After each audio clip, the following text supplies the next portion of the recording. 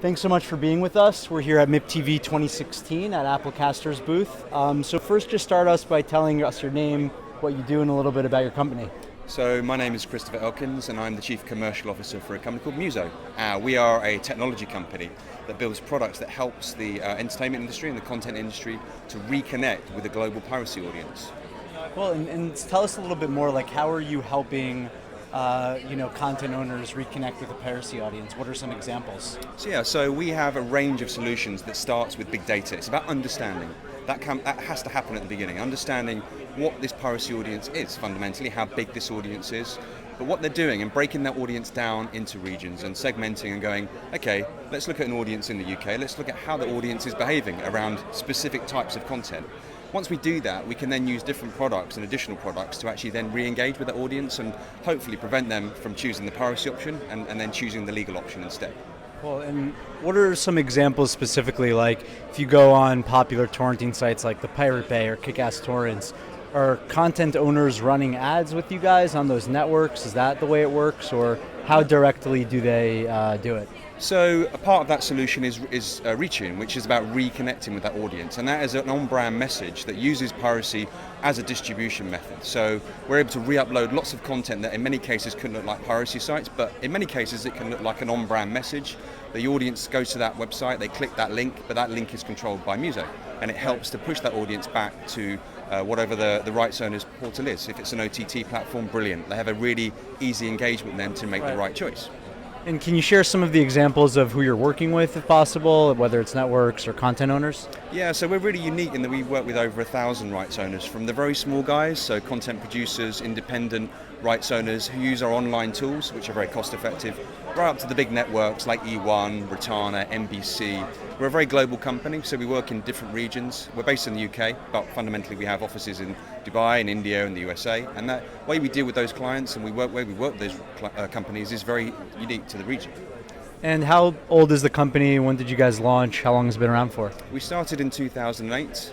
We've got a team of around 50 now, wonderful people who are all really engaged with actually reconnecting with the audience. So we see piracy as a positive thing, and I think that reflects in the sort of people we are and the way we work with rights owners.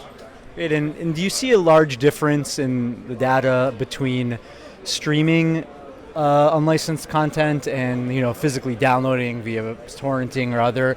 Is there one that's more on the rise, one that's more popular, one that's harder to combat?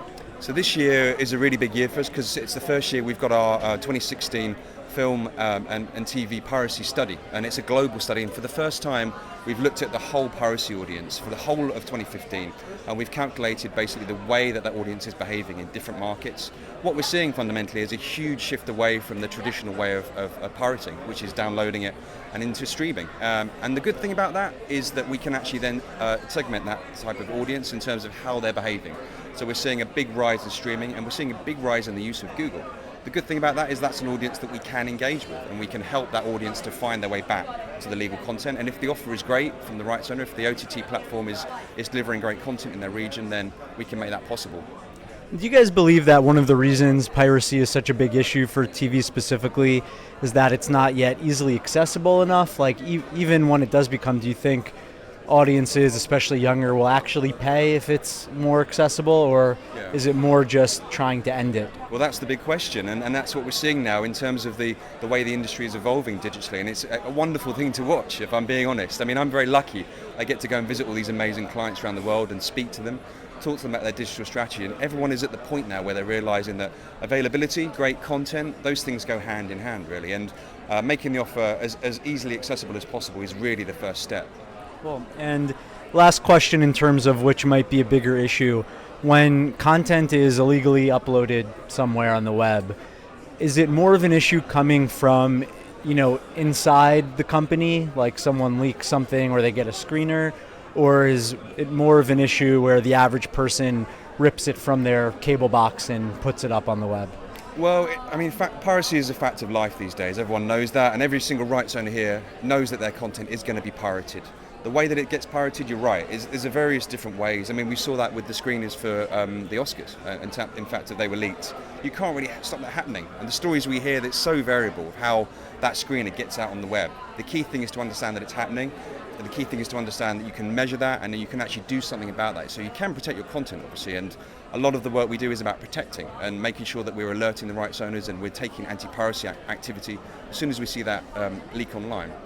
Great. Yeah, I really appreciate it. Thanks so much for stopping by.